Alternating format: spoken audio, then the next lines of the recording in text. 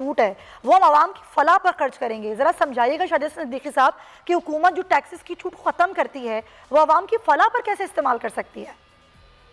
नहीं, देखिए बात ये थी कि मैंने तो ये कोई गुफ्तगू सुनी नहीं थी अभी, मगर बुनियादी तौर पर मैं ये समझता हूँ कि ज़िमनी बजट जब भी आता है, अगर ये सब नहीं था तो ये अक्टूबर से अब तक जो नेगोशिएट कर रहे थे, ये क्या कर रहे थे फिर? ये अवाम के ऊपर इसकी तकालीफ जानी थी, तो आप जो है उनके साथ मुज़ाकरात कर रहे थे या टाइम गेन कर रहे थे।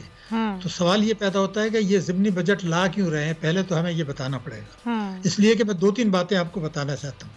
अगर ये जून 2021 में IMF के साथ मामला तय कर लेते, तो उसके बाद जो तबाही बर्बादी आई है, तो फिर मिनी बजट की ज़रूरत ही नहीं थी। अगर मैं आपसे बताऊं कि जून से अब तक 11 अरब डॉलर तो स्टॉक एक्सचेंज की मार्केट की वैल्यू कम हुई है। 11 बिलियन डॉलर्स आपको किस्त मिल रही है 1 अरब डॉलर की। तो ये तबाही बर्बादी आई कि आपने अशराफिया को नवाजने के लिए इन्होंने जो डिले की, जून जुलाई के बजाय अक्टूबर नवंबर तक ले आए, हालांकि ज़्यादा से ज़्यादा 2 या 3 दिन का काम था।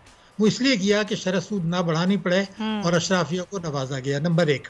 दूसरा ये था कि 26 रुपये डॉलर पर कम हो गया, आपको भी पता है, मुझे भी पता है। तो जो मुल्क 65 अरब डॉलर की इंपोर्ट्स कर रहा है, 65 बिलियन डॉलर्स, अगर ये 26 रुपये डॉलर पर ये इस तरह से बढ़ जाएगा, उसकी मालियत, फिर उस पर टैक्सेस बढ़ेंगे, तो उसका इम्पैक्ट कहाँ जाएगा, ये तो आम आदमी भी समझता है।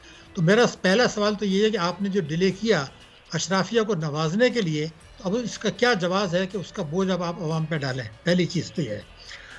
दूसरी बात ये थी कि अब भी मैं ये कहता हूँ कि अगर जो टैक्स एमनेस्टी लाए थे 2019 में, उस पर कानून बन गया था, और वो कानून ये था कि जिन लोगों ने इससे फ़ायदा नहीं उठाया, जिनके असासे मुल्क के अंदर मौजूद हैं, जिन असासों की तफसीलात हुकूमत के पास हैं, और प्राइम मिनिस्टर ने कहा था हमें सब पता है, ये उसकी लिस्ट हमारे पास है, हम उस पर क्रैक डाउन करेंगे, उस अरब रुपया मिल सकता था।